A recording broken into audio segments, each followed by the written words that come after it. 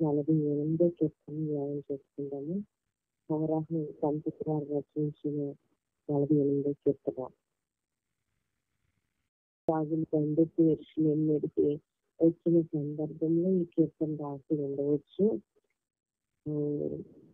ఆ సమయంలో దావీదు రాజుగా ఉన్న సమయం కూడా కాదు, దావీదు పరిపాలన చేసిన సమయం కూడా కాదు. ఇది అంతకు ముందే ఉండొచ్చు అన్నట్లుగా. లేకపోతే యెరూషలేము మీదకి ఇప్పుడు రాజులందరూ దండెత్తి వచ్చారు, ఆ సమయంలో ఉండొచ్చు అనేసి ఈ వచనాల ద్వారా మనం భక్తిని ఊహించి రాసిన కీర్తన అన్నమాట. యెరూషలేము మీదకి దండెత్తి వచ్చారు. యెరూషలేము చాలా అందమైన పట్టణం. యెరూషలేము చుట్టూ చాలా గొప్ప ప్రాకారం ఉంది. ఆ యెరూషలేము మీదకి కొందరు రాజులు దండెత్తి రావడం జరిగింది. చాలా మంది యెరూషలేము మీద దాడి చేద్దామని తెలిసి ఉన్నారు. ఎందుకంటే యెరూషలేము చుట్టూ కూడా శత్రువులే ఉన్నారు. యెరూషలేము చుట్టూ శత్రువులు ఉన్నారు. చుట్టూ ఉన్న రాజులందరూ కూడా ఎప్పుడు యెరూషలేము మీద దండెత్తుకుని ఉంటారట, ఎప్పుడు యుద్ధం ప్రకటిస్తూనే ఉంటారట, ఎప్పుడు యుద్ధం చేయటానికి వస్తూనే ఉంటారట. అంత అందమైన యెరూషలేము మీదకి తరచూ తరచూ తరచూ కూడా యుద్ధాలు జరుగుతూనే ఉంటాయి. ఇక్కడ దేవుని అనుగ్రహం కొరకు కూడా మనం ధ్యానం చేయొచ్చు. ఏంటంటే 9వ వచనంలో ఉంది, దేవా నీ ఆలయంలో ఉంది నీ అనుగ్రహాన్ని నేను ధ్యానిస్తాను. దేవుని మందిరంలో ఉంది ఆయన అనుగ్రహం, ఈ కృపను ధ్యానిస్తామని భక్తులు రాస్తున్నారు. దేవుని మందిరంలో ఉన్న కృపను మనం ధ్యానం చేయాలి. ఆయన సన్నిధానంలో ఉన్న అనుగ్రహాన్ని మనం నిత్యంగా ధ్యానం చేయాలి. మందిరానికి వచ్చినప్పుడు దేవా మా పైన నీవు కలిగి ఉన్న కృప, నువ్వు మా పైన ఉంచిన కృపను బట్టి వందనాలని దేవుని నిత్యంగా స్థుతించాలి, ధ్యానం చేయాలి. నిత్యం కూడా దేవునికి దగ్గరనే ఉండాలి మనం. ఆయన పేరు కీర్తి ప్రఖ్యాతులు చాలా ప్రాంతాలు వ్యాపించాయి. ఇదిలే కదా దేవుడు ఎంత గొప్పవాడు. ఆయన కీర్తి ఏమి చిన్నది కాదు. ఆయన పేరుని పెట్టి చరిత్రను 2గా విభాగించారు. ఆయన పేరుని బట్టే చరిత్రను పూర్వము క్రీస్తు సగమని రాస్తూ ఉంటారు. చరిత్రలో ఏమైనా రాయాలంటే క్రీస్తు పూర్వం ఎలా జరిగింది, క్రీస్తు సగం ఎలా జరిగింది అనేసి రాయడం జరుగుతుంది. ఆయన పేరు లేనిదే ఏమీ కూడా విభాగించబడలేదు. ఆయన ఆధారం చేసుకుని సత్యాన్ని విభాగించారు. అసలు ఏం చేశాడట, అన్ని మత గ్రంథాలను తెచ్చి ఒక గ్రంథాలయంలో పెట్టాడు, మ్యూజియంలో పెట్టాడు. అన్ని మతాల గ్రంథాల పెద్దలందరూ కూడా, మత పెద్దలందరూ కూడా ఆ ప్రాంతంలో వచ్చారు. వచ్చినప్పుడు అక్కడ బైబిల్ కూడా తీసుకొచ్చారు. ఆ బైబిల్ ఏం చేశారంటే తీసుకొచ్చి అన్నిటికీ మధ్య పెట్టారనమాట. అన్ని గ్రంథాలకి మధ్య పెట్టాలి, దీన్ని పైనుంచి కూడా కింద నుంచి కూడా అని అనుకుని అన్నిటికీ మధ్య పెడితే అప్పుడు ఒక క్రైస్తవ భక్తుడు ఈ మత గ్రంథాలు అంటే బైబిల్ తీసుకెళ్ళి వ్యక్తి ఏమన్నాడంటే, మీరు కరెక్ట్ గా పెట్టారు, బైబిల్ ఎక్కడ పెట్టాలో అక్కడే పెట్టారు. ఎందుకనంటే అన్ని గ్రంథాలని అంటే చరిత్రను సగం చేసింది కాబట్టి ఈ బైబిల్ మధ్యలో పెట్టడమే కరెక్ట్, అన్ని గ్రంథాలకి ఇది మధ్య ఉండాల్సిందే కరెక్ట్ అని చెప్పాడట. చెప్పినప్పుడు ఆ మత పెద్దకి చాలా కోపం వచ్చేసి అన్నిటికీ ఇదే మూలమా, అన్నిటికీ ఇదే ఆధారమా అనేసి అనుకుని చరిత్రను ఇదే విభాగించింది, అలాగే ఈ బైబిల్ తీసి అడుగులు పెట్టేద్దాం అనేసి అన్ని మత గ్రంథాలకి అడుగులు పెట్టేసేవాడు. అడుగులు పెట్టినప్పుడు అప్పుడు కూడా ఈ క్రైస్తవ భక్తుడు ఏమన్నాడంటే, కరెక్ట్ పని చేశారు, ఇది కూడా మంచి పని. ఎందుకనంటే ఇదే మూలము, ఇదే మూలాధారం. ఈ బైబిల్ నుంచే మిగిలినవన్నీ కూడా, మిగిలిన గ్రంథాలన్నిటికీ ఇదే మూలాధారం. అంటే వీటన్నిటికంటే ముందు ఇదే వచ్చింది అనేసి చెప్పాడట. చెప్పినప్పుడు అక్కడ చాలా కోపం వచ్చేసి చాలా కోపం వచ్చేసి అలా కాదు, ఏం చేద్దామంటే తీర్పు ఎక్కడ పెట్టినా ఏదో చెప్తున్నాడు, మధ్యలో పెడితేనేమో చరిత్రను విభాగించింది అంటున్నాడు, కిందన పెడితేనేమో ఇదే మూలం అంటున్నాడు. పైన పెడదామని పైన పెట్టినప్పుడు దేవుడు అన్నిటికంటే గొప్పవాడు, పైన ఉండాల్సిన వాడు, వీటన్నిటికీ మించిన వాడు, ఈయన్నే పైన పెట్టాలన్నాడు అక్కడ. నిజంగానే దేవుని గొప్పతనం చాలా గొప్పది. ఆయన చాలా కీర్తి ప్రత్యేకలు కలిగిన వాడు.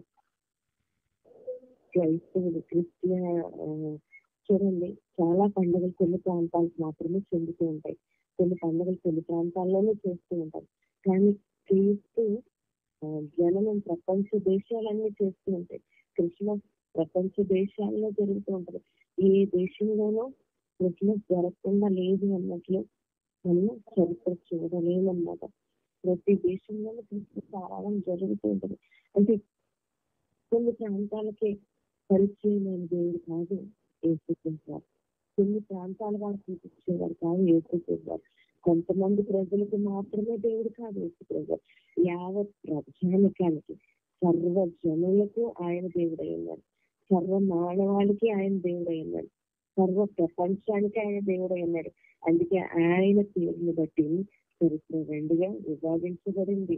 ఆయన పేరుని బట్టి ప్రపంచం అంతా ఆయన పుట్టిన వేడుకలు ఎంతో వైభవంగా చేస్తుంటారు. అంటే అంత కీర్తి, ఆయన కీర్తి ఏమైంది భూమి కొనలకు సాగుతున్నదంట. ఆయన కీర్తి ప్రపంచం అంతా వ్యాపించింది. భూ దిగంతముల వరకు గొప్పగా ఉంది ఆయన కీర్తి. ఆయన కుడిచే నీతితో నిండి ఉన్నది. ఆయన దగ్గరికి వచ్చిన వాళ్ళు ఆయన విడిచిపెట్టక నీతి న్యాయంలో జరిగించలేదు. మనం ధ్యానం చేస్తాం. నీతి చేయటం మానే దేవుడు కాదు, ఆయన అన్యాయస్తుడైన దేవుడు కాదు. ఆయన చేతిలోని నీతి నిండి ఉన్నది. నీతి ద్వారా ఆయన కార్యాలను చేయించి ఉన్నాడు. న్యాయం చేసే దేవుడే ఉన్నాడు. న్యాయ సమ్మతమైన తీర్పులు ఇచ్చే దేవుడే ఉన్నాడు. చాలా మంది అంటారు కదా, దేవుడు ఏం చేశాడమ్మా, దేవుడు ఏం చేశాడమ్మా అని అడుగుతూ ఉంటారు. కానీ ఆయన ఎలా న్యాయం చేసేవారు ఎవరు లేరు. ఆయనే న్యాయం చేసే దేవుడే ఉన్నాడు. ఆయన న్యాయానికి కర్త ఉన్నాడు. నీతి న్యాయం ఆయన పాదాలు ఉన్నాయి, ఆయన చేతిలో ఉన్నాయి. వాటిని మనకు అనుగ్రహిస్తున్నాడు. ఆయన న్యాయ విధులు కలిగి మనలను పరిపాలిస్తూ ఉన్నారు. సీయోను పర్వతం ఆనందిస్తుంది, యూదాలో ఉన్న గ్రామాలు సంతోషిస్తారు. సీయోను పర్వతమైన యెరూషలేము, యూదాలో ఉన్న ప్రజలు అంటే యెరూషలేములో ఉన్న ప్రజలు కూడా ఏం చేస్తున్నారు, ఆనందిస్తున్నారు, సంతోషిస్తూ ఉన్నారు. దేవుని బట్టి చాలా సంతోషిస్తూ ఉన్నారు. దేవుని మందిరానికి వచ్చిన సీయోను అంటే సీయోను అనగా దేవుని మందిరానికి వచ్చిన ప్రజలు కూడా నిన్న దినాన్ని మనం ధ్యానం చేస్తున్నాం. ఎంతగానో ఆనందిస్తూ ఉంటాం. దేవుని మందిరంలో దృశ్యంతో ఉన్నాం, కన్నీటితో ఉన్నాం, సనాథతో దేవుని పాదాలు దగ్గుకుంటున్నాం. వాటన్నిటిని మరచిపోయి దేవుల్లో ఆనందిస్తూ ఉంటారు. యెరూషలేము విషయంలో మనం ధ్యానం చేస్తాం. సీయోను వాదన ఇక్కడ భక్తులు వర్ణిస్తున్నాడు అన్నమాట. కీర్తనకారుడు వర్ణిస్తున్నాడు ఏమంటే యెరూషలేము యొక్క అందాన్ని వర్ణిస్తున్నాడు. యెరూషలేము చాలా అందమైంది. యెరూషలేములో చాలా జ్ఞానవంతులు ఉన్నారు. యెరూషలేము చుట్టూ ఎత్తైన పర్వతాలు ఉన్నాయి. యెరూషలేములో ఉన్న టెక్నాలజీ ప్రపంచంలో ఎక్కడా లేదట. ఎంత గొప్ప టెక్నాలజీ అంటే యెరూషలేములో చాలా గొప్ప టెక్నాలజీ. చుట్టూ శత్రువులు ఉన్నారు, తరచు దాడులు జరుగుతున్నాయి, తరచు యుద్ధాలు జరుగుతున్నాయి. యోధా ప్రజలు ఎంతగానో ఇబ్బంది పెడుతూ ఉంటారు. అందుకని వాళ్ళ టెక్నాలజీ ఎలా తెలిస్తే ఒక వలయం లాగా వారి పట్టణం చుట్టూ ఒక గొప్ప వలయము చుట్టుకుని ఉన్నారు. వాళ్ళు ఎవరైనా యుద్ధాలకు వచ్చి ఎవరైనా వారి మీద దాడి చేస్తే అలా ఆకాశంలోనే కాల్చగానే ఆకాశంలోనే అది పేలిపోయి ఆ పట్టణం పాడవకుండా ఉండేటట్లుగా యెరూషలేములో ఉన్న వారందరూ జ్ఞానవంతులుగా ఉండి ఆ యెరూషలేమును యెరూషలేములో పెంచి వేస్తున్నారు. యెరూషలేము చుట్టూ ఉన్న ప్రాకారాలు, ఎత్తైన ప్రాకారాలు కూడా యెరూషలేముకు కాటుకలుగా ఉన్నాయి. వాక్యం చాలా సార్లు యెరూషలేము కొరకు ప్రార్థన చేసే వారి జీవితం ధన్యమైనవని దేవుని లేఖనాలు చదివిస్తున్నాయి. అంటే ఈ ఎదురుగా ఉన్న యెరూషలేమును అంటే పట్టణముగా ఈ భూమి మీద ఉన్న యెరూషలేము వైభవమే గొప్పదైతే, మరి పరలోక పట్టణమైన వైభవం, పరలోక పట్టణంగా పిలువబడుతున్న సియోను నగరైన యెరూషలేమును జ్ఞాపకం చేసుకుంటే ఆ యెరూషలేము వైభవం ఎంత గొప్పది, ఆ పరలోకపు వైభవం ఎంత గొప్పది, అది ఎంత అందంగా ఉంది, ఎంత సుందరంగా రూపించబడింది. ఈ భూమి మీద ఉన్న ఈ యెరూషలేమే చాలా శ్రేష్టంగా, అందంగా, గొప్పతనంగా, చాలా ప్రఖ్యాతి గాంచి, చాలా తెలివి జ్ఞానం కలిగి ఆ దేశంలో ఉన్న ప్రజలు ఎక్కడా లేనంత జ్ఞానం కలిగి, ఎక్కడా లేనంత టెక్నాలజీ వాడి ఎంతగానో ఆ పట్టణాన్ని చూసుకుంటూ కాపాడుకుంటూ ఉంటే, మరి యెరూషలేము పట్ల వైభవాన్ని కూడా మనం ఒకసారి ధ్యానం చేస్తే ఆ యెరూషలేము పట్టణం చాలా అందమైన పట్టణం. హెబ్రీయులకు రాసిన పత్రిక 4:26 రాసి ఉంటది, యెరూషలేము ఒక తల్లిగా పోల్చి ఉన్నాడు, స్వతంత్రం కలిగిన పట్టణంగా పోల్చి ఉన్నాడు. ఆ యెరూషలేము ఒక తల్లిగా పోల్చాడు. అది ఎంతమందినైనా ఆహ్వానించి, ఎంతమందినైనా సేవ. ఆ యెరూషలేము పట్టణం చాలా అందమైన పట్టణం అయింది. పరలోకపు యెరూషలేము చాలా అందమైనదిగా ఉంది. హెబ్రీయులకు రాసిన పత్రిక 12:22 కూడా చూస్తే పరలోకపు యెరూషలేములో వేల కొలది దేవదూతలు ఉన్నారట. ఎంతమంది దేవదూతలు ఉన్నారు, వేల కొలది దేవదూతలు ఉండి దేవుడు పరిశుద్ధుడు పరిశుద్ధుడు పరిశుద్ధుడు అని దేవుణ్ణి కొనియాడుతూ ఉన్నారు. 6 రెక్కల చేత వారి ముక్కులను కప్పుకుంటూ, వారి సిగ్గును కప్పుకుంటూ దేవుణ్ణి పరిశుద్ధుడు పరిశుద్ధుడు పరిశుద్ధుడు అని కొనియాడుతూ ఉన్నారు. ఆ పరలోకపు వైభవాన్ని చూద్దాం. ఎంత పరిశుద్ధత కలిగిన వైభవం, ఎంత అందమైన వైభవం, ఎంత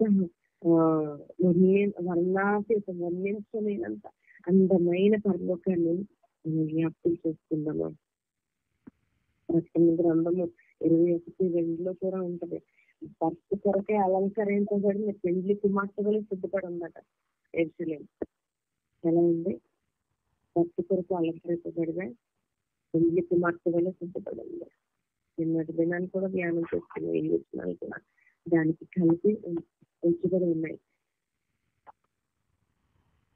ఆ పరలోకపు పట్టణంలో సిద్ధపడడానికి ఉదయ సంఘంగా మనం సిద్ధపడుతున్నాం. అది కూడా విడివేయడానికి ఎంతో సిద్ధపడి ఉంది. రాజును పెండ్లి కుమారుణ్ణి ఏలుతూ పెండ్లి కుమారుడు కొరకే సిద్ధపరిచిన ఆ అందమైన పరలోక పట్టణాన్ని ఒకసారి జ్ఞాపకం చేసుకుంటే దాని వైభవము, దాని అందము, దాని రూపము, అక్కడ ఉన్న సంతోషము, సమాధానము, శాంతి, అక్కడ ఉన్న కీర్తి, అక్కడ ఉన్న పొగడబడుతున్న పరిస్థితులు, ఆయన కొనియాడుతున్న పరిస్థితులు, ఆయన వైభవాన్ని తెలియజేస్తున్న పరిస్థితులు, రాజుగా సింహాసనాసీనుడైన దేవుణ్ణి కొనియాడుతున్న పరిస్థితులు, మరి అలాగనే పెండ్లి కుమారుడుగా సిద్ధపరచబడి కూర్చున్న దేవుణ్ణి తెలుసుకుని ఆడుతున్న సందర్భము, అక్కడ ఎంతో వైభవం ఉంటది. అక్కడ దుఃఖం ఉండదు, కన్నీరు ఉండదు, వేదన ఉండదు, అక్కడ ఏడుపు ఉండదు, గొడవలు ఉండవు, సమస్యలు ఉండవు. నిత్యం ఆనందమే, నిత్యము సంతోషమే పర్లోక వైభవం. ఈ భూమి మీద అయితే ఎప్పుడు గొడవలండి, ఎప్పుడు కోట్లాటలండి, భూమి కొరకే కోట్లాటలు ఉంటాయి. తర్వాత ఆస్తులు తగ్గటాలు, ఎన్నో ఎన్నో సమస్యలు, ఇరుగు వారితో సమస్యలు, కుటుంబంలో తల్లిదండ్రులతో సమస్యలు, అన్నదమ్ములతో సమస్యలు, తోడుకోవటంతో సమస్యలు, ప్రతి సందర్భంలో ఏదో గొడవ, మొహం చెల్లిపుచ్చుకోవడం, ఒకరు ఎడమొహం ఒకరు పెడమొహం, భార్య భర్తలకు పడదు, తల్లి పిల్లలకి పడదు, అత్త మామూలకి పడదు, కోడళ్ళకి పడదు, తల్లి పిల్లలకి అసలు పడదు. ఎన్నో ఎన్నో అసలు భూమి అంతా కూడా అల్లకల్లోలం, కుటుంబాలు అల్లకల్లోలంగా ఉంటూ ఉంటాయి. ఈ భూప్రపంచం ఎంత దరిద్రంగా నా భూప్రపంచంలో యెరూషలేమే అంత అందంగా వర్ణిస్తూ ఉంటుంది భక్తులు. మరి పరలోక యెరూషలేమే కాదు, అక్కడ ఎప్పుడూ శాంతి సమాధానమే తప్ప ఏ విధమైన గొడవ లేని ఒక అందమైన పట్టణంగా పరలోక పట్టణం పిలువబడుతుంది. అక్కడ పాటలు పాడుతూ ఉంటారు, ఆనందిస్తూ ఉంటారు, సంతృప్తి కలిగి ఉంటారు, కీర్తనలు పాడుతూ ఉంటారు, ఎంతగానో దేవుని ధ్యానం చేస్తుంటారు, దేవుని స్థుతిస్తూ ఉంటారు. ఎన్నడూ కూడా వారు దేవుని విడిచిపెట్టరు. అలా దేవుని స్థుతిస్తూ అంటూ స్థుతి చెల్లిస్తూనే ఉంటారు. పరలోకపు వైభవము అక్కడ నేను కూడా వెళ్ళాల్సిన సంతోషించినట్లు మన హృదయంలో మనం ఎప్పుడు కూడా పరలోకాన్ని ధ్యానం చేసుకుంటూ ఉండాలి. అక్కడికి చేరవలసిన వారమే కాబట్టి ఎన్నడూ కూడా ఆ పరలోకపు ధ్యానాన్ని మర్చిపోకూడదు. అన్నిటికంటే శ్రేష్టమైన ఈ నగర గురించి భక్తిగా మాట్లాడుతున్నాడు. మరణం వరకు పట్టుకొని దేవుడు మనల్ని నడిపిస్తున్నాడు. మరణం వరకు కూడా ఆయన విడిచిపెట్టలేదు. 14 వర్షంలో ఆయన మరణం వరకు ఆయన సన్నిధి మనకు తోడుగా ఉంటాడు. శాశ్వత కాలం కూడా దేవుని సన్నిధి మనకు తోడుగా ఉంది. ఎన్నడూ మనం విడిచిపెట్టలేదు. ఆయన సన్నిధి మనల్ని విడిచిపెట్టదు. మనకు కూడా ఉంటది. మనల్ని ఎన్నడూ తోసివేయని దేవుడు అన్నాడు. 49వ కీర్తన కూడా మనం ధ్యానం చేస్తున్నాం. సర్వ ప్రజలారా అంటే ప్రతి ఒక్క జాతిని దేవుడు పిలుస్తున్నాడు. ప్రతి ఒక్క వర్గాన్ని దేవుడు పిలుస్తున్నాడు. అన్ని రకాల ప్రజలకు కూడా దేవుడు మాట్లాడుతున్నాడు. సర్వ ప్రజలారా భక్తుడు కూడా చెబుతున్నాడు. ఏంటంటే భూమిలో సర్వజనమా ఈ విషయాన్ని వినండి. సర్వ లోక నివాసులారా ఈ విషయాన్ని వినండి, ఆలోచించండి. సామాన్యులేని సామంతులేని సామాన్యులైన ప్రజలు అంటే అల్పులు, ధనవంతులు, పేదవారు, అధికులు అందరూ ఆలోచించండి. నా నోరు కలుపుచున్నది, మీరు ఆలోచించండి. నా హృదయ తలంపులు వివేచనతో ఉన్నాయి. నా హృదయానికి కలిగిన విషయాలు, నా హృదయము మనసులో పెట్టిన విషయాలు చెప్తున్నాను. వాయిద్యాలు వాయించు దేవుని స్థుతించండి.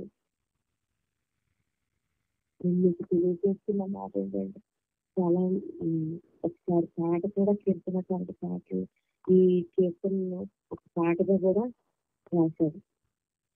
సామంతులేమి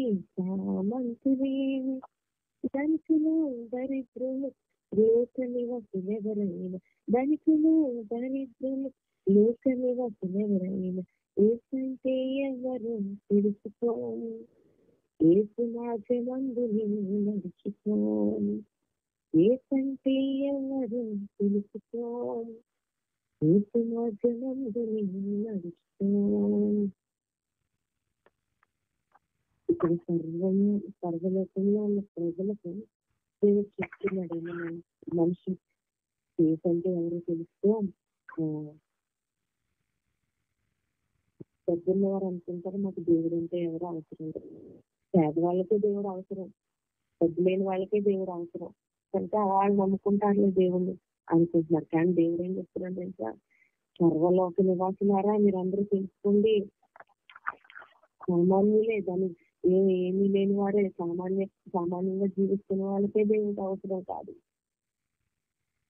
పెద్దల వాళ్ళకి కూడా దేవుడు అవసరం, దరిద్రులకు కూడా దేవుడు అవసరం, సామంతులకు కూడా దేవుడు అవసరం, ప్రతి ఒక్కరికి కూడా దేవుడు అవసరం. ఆయన ఈ లోకంలోనూ అవసరమే, పరలోకం చేర్చడానికి కూడా ఆయన అవసరం. పుణ్య మార్గం చేర్చబడాలంటే, పరలోకం చేర్చబడాలంటే మరి దేవుడు ప్రతి ఒక్కరికి అవసరమైంది. వారి ధనాన్ని బట్టి వారు ఏం చేస్తూ ఉంటారు, మాకు దేవుడు అవసరం లేదు అని అనుకుంటూ ఉంటారు. కొంతమంది పాపాత్ములైన మనుషులను చూసినప్పుడు భయం కలుగుతూ ఉంటుంది మనకి. మన బాబు ఇదేలో పొద్దున్న వాళ్ళు వీళ్ళ పాపాత్ములు ఏదైనా చేసేస్తారు, ఎంతకైనా తెగిస్తారు, ఇలాంటి వాటికైనా దిగజారుతారు, మనం వీళ్ళతో పడలేం బాబు అని భయపడుతూ ఉంటారట. అమ్మో ఇలాంటి వారితో మనం పడలేము, ఇలాంటి వారికి దూరంగా ఉండడం మంచిది, ఇలాంటి వారికి అసలు దగ్గరగా ఉండకూడదు, వీళ్ళు ఏదైనా చేస్తారు, మనల్ని ఏమైనా వాళ్ళ బల ప్రభావం బట్టి వీళ్ళు ఎంతగానో భయపడుతూ ఉంటారు. కానీ వీళ్ళు కూడా ఒకరోజు మరణించాల్సిందే. డబ్బు ఉందని, కోట్ల ఆస్తి ఉందని, కోట్ల ధనం ఉందని విర్రవీగుతూ తిరుగుతూ, ప్రజలను చిన్నచూపు చూస్తూ, లోకాన్ని చిన్నచూపు చూస్తూ, మనుషులందరినీ ఆ విర్రవీగుతనంతో ఎంతగానో బాధపెడుతుంది. పాపంగా వారు నచ్చినట్లు వారు బ్రతుకుతూ, నచ్చిన చోట్లకు తిరుగుతూ, నచ్చినట్లు తిరుగుతూ, ఎవరు అడ్డుకు లేరని ఇష్టానుసరమైన బ్రతుకుతూ, ఏం చేసినా చెల్లిపోద్దని తిరుగుతున్న ధనికులు భూమి మీద ఉన్నారు. అయితే వీరు కూడా ఒక సమయంలో మరణించక తప్పదు. వర్ణిస్తున్నాడు, వీరు కూడా మరణించక తప్పదు, వీరు కూడా సమాధి దగ్గరికి వెళ్ళక తప్పదు. వీరికి కూడా చావు వస్తుంది. చావు రాకుండా ఉండదు. ధనం ఉందా చావు రాకుండా ఉంటదు అనుకుంటున్నారా? వాళ్ళ చావు ఏలుబడి చేస్తుంది. ఎవరినైనా చావు ఏలుబడి చేస్తుంది. ధనం ఉందని వాళ్ళు విడిచిపెట్టదు, లేదని వేరుని విడిచిపెట్టదు. డబ్బున్న వారినైనా డబ్బు లేని వారినైనా సామాన్యులైనా దరిద్రులకైనా చావు అనుకుంటున్నాను కదా. చాలా మంది అనుకుంటారు డబ్బున్న వాళ్ళకి రోగం వచ్చింటే బాగుంది, వాళ్ళ డబ్బుతో బాగు చేసుకుంటే మళ్ళాటం వస్తుందైతే మళ్ళాంటి దరిద్రులు వస్తుందైతే చాలా మంది ప్రజలు అనుకుంటూ ఉంటారు. లేదు లేదు, ఎవరికి కూడా మరణము చుట్టం కాదు, బంధువులు కాదు. వీళ్ళు ప్రేమించి విడిచిపెట్టేయడానికి మనం అందరికీ సమానం చేతిలో ఉంది. ఆయన న్యాయం చేసే సమానంగా చేసేవాళ్ళు. వాళ్ళని ఒకలా చూస్తాను, దరిద్రులను ఒకలా చూస్తాను, సామాన్యులు ఒకలా చూస్తాను, మిడిల్ క్లాస్ ఫ్యామిలీ వాళ్ళని ఒకలా చూస్తాను. దేవుడేం మాట్లాడలేదు. ఆయన చేతిలో నీతి న్యాయం ఉన్నాయి. అందరినీ సమానంగా చూసే దేవుడు. అయితే నువ్వు భూమి మీద ధనం ఉందని విర్రవీగుతూ ఉంటావు, డబ్బు ఉందని విర్రవీగుతూ ఉంటావు. నువ్వు గొప్ప గొప్ప మేడలు కట్టుకుంటూ, మిద్దెలు కట్టుకుంటూ, ఈ ఇల్లులు నాది, భూములు నావి, భూములకి నా పేరు, నా బిడ్డల పేర్లు ఎత్తుకుంటాను, నాకు వచ్చేసిన భూమికి, నాకు వచ్చేసిన వాహనాలు, ఎన్నో ఎన్నో ఆలోచనలు చేసి ఈ ధనవంతులు ఏం చేస్తూ ఉంటారట, వాళ్ళ ఆలోచనతో వాళ్ళు చిక్కుబడి అనుకుని నేను మరణాన్ని తప్పించేస్తున్నాను అనుకుంటారు. కానీ వారి శక్తిని వారు గ్రహించలేరు. దేవుని యొక్క శక్తిని వారు గ్రహించలేరు. దేవుని యొక్క శక్తి సామర్థ్యం, దేవుడు అవసరం లేదని తిరుగుతూ ఉంటారు. దేవునితో పని ఏముంటే మనం భూమి మీద ఉంటాం కదా, డబ్బు డబ్బు డబ్బుతో పని ఉంటాయి. ఎలాగైనా డబ్బులు సంపాదిస్తాం, అక్రమంగా అయినా. మరణించిన తర్వాత మన పరిస్థితి ఏంటి, మరణించిన తర్వాత వెళ్ళాల్సిన ఋషులేని విషయం ఏంటి అనే ఆలోచన అయినా స్పృహైన వారి మనసుకి రాదు. నేను చనిపోవడానికి అనుకుంటారు వాళ్ళు. మాకు చాలా శక్తి ఉంది, మాకు చాలా బలం ఉంది, డబ్బుతో బలాన్ని అయినా తినేసుకొచ్చింది. కానీ డబ్బుతో కొనలేని చాలా ఉన్నాయండి. నువ్వు జ్ఞానాన్ని డబ్బుతో కొనగలవా? జ్ఞానం వస్తుందా నువ్వు డబ్బిస్తే? డబ్బిస్తే నీకు ఆరోగ్యం వస్తుందా? డబ్బిస్తే నీకు ప్రేమ దొరుకుతుందా? ఆప్యాయత దొరుకుతుందా? బంధువులు దొరుకుతారా? రక్త సంబంధం దొరుకుతారా నీకు డబ్బిస్తే? డబ్బిస్తే కొనలేని చాలా ఉన్నాయి దీని మీద. వాటి ఒకసారి మనం ఆలోచించాలి. డబ్బున్న వాళ్ళు అనుకుంటారట, ఈ పేదవాళ్ళు ఏమనుకుంటారు, అయ్యో వాళ్ళు మేడలు కట్టేస్తున్నారు, ముద్దులు కట్టేస్తున్నారు, వారి దగ్గర మనం ఏ పాట అని భయపడుతూ ఉంటారు. భయపడాల్సిన అవసరం లేదు. వారు మనము కూడా ఒకే ప్లేస్ లో ఒకే ప్రాంతానికి వెళ్ళగలుగుతాం. ఒకే చోట డబ్బు ఉందని వాళ్ళని ఒకలాగా, మనల్ని ఒకలాగా. మరణము ఏలుబడి చేయదు, అందరినీ ఒకేలాగా పాలించేది మరణం. నువ్వేమి భయపడాల్సిన అవసరం లేదు. దేవుని కార్యాలు ఎంతో ఆశ్చర్యంగా ఉంటాయి. ఆయన ప్రేమ ఎంతో ఆశ్చర్యకరంగా ఉంటది. డబ్బున్న వాళ్ళు చూస్తే చాలా మంది అద్దెలాడేస్తారండి. వాళ్ళకి దాసులు అయిపోతుంటారండి, వంగి వంగి నమస్కారాలు చేసేస్తుంటారండి. వాళ్ళకి దాసం అయిపోయి ఊరికే వారి చుట్టూ తిరిగేస్తూ ఉంటారు. అవసరం లేదు. చావు అందరినీ ఏలుతూ ఉంది. దళితులను ఒకలాగా, దళితులను ఒకలాగా దేవుడు పరిపాలించట్లేదు. అందరినీ ఒకేలాగా పరిపాలిస్తూ ఉన్నాడు. నీ ఇల్లు పాడైపోయాను, నీ నివాసాలు పాడైపోయాను, నువ్వేమి భయపడాల్సిన అవసరం లేదు. దేవుడు నిన్ను ఆశీర్వదిస్తాడు. చక్కనైన నివాసాలను దేవుడు సిద్ధపరుస్తాడు. చక్కనైన గృహాలను దేవుడు సిద్ధపరుస్తాడు.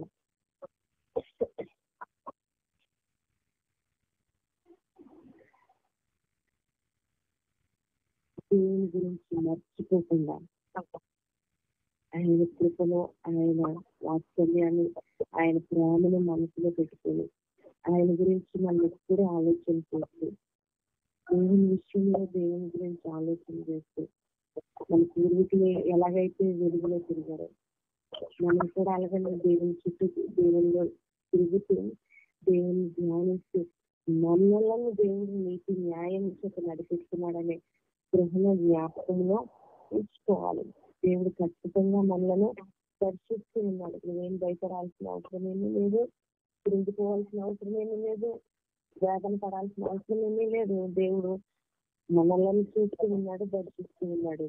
నిన్ను కూడా, ఈ వాక్యం వింటున్న నిన్ను కూడా ఆయన దర్శిస్తున్నాడు. ఏ సందర్భంలో అయితే నువ్వు కృంగిపోయావు, ఏ సందర్భంలో ధనం లేదని, డబ్బు లేదని వాదన చెందుతున్నావు, దేవుడు ఏమంటున్నాడు తెలుసా? డబ్బు లేదని నేను నిన్ను ప్రేమించున్నావు, నువ్వు పేదవాడవని నేను ప్రేమించను. ఇంకా చాలా మంది ధనికులను దేవుడు ఎలా పోలుస్తున్నాడు అంటే వారిని జంతువుల వల్ల కూడా పోలుస్తున్నాడు. ఎందుకంటే వారి కన్ను నిన్ను కానకుండా వారి ఇష్టానుసారమైన బ్రతుకులను బ్రతుకుతూ ఉంటారు. అలాంటి వారిని జంతువులతో పోలుస్తున్నాడు దేవుడు. కనుక నువ్వు ధనం లేదని బాధపడవద్దు, ఏ విధంగా దుఃఖపడద్దు. నీకు కావాల్సిన ధనమును దేవుడు సమృద్ధిగా ఇస్తాడు, నీకు కావాల్సిన గృహాలను దేవుడు ఇస్తాడు, నీకు కావాల్సిన భూములను దేవుడు సమకూరుస్తాడు. దాని విషయంలో నువ్వు ఎప్పుడు కలుపుతున్నది, ఎందుకంటే నీతి న్యాయం ఆయన చేతుల్లో ఉన్నాయి. కీర్తన మన హృదయంలో ధ్యానం చేసుకున్న ద్వారా దేవుడు మనల్ని దర్శించుగాక. దేవుడి కొద్ది మాటలు ఆయన గురించి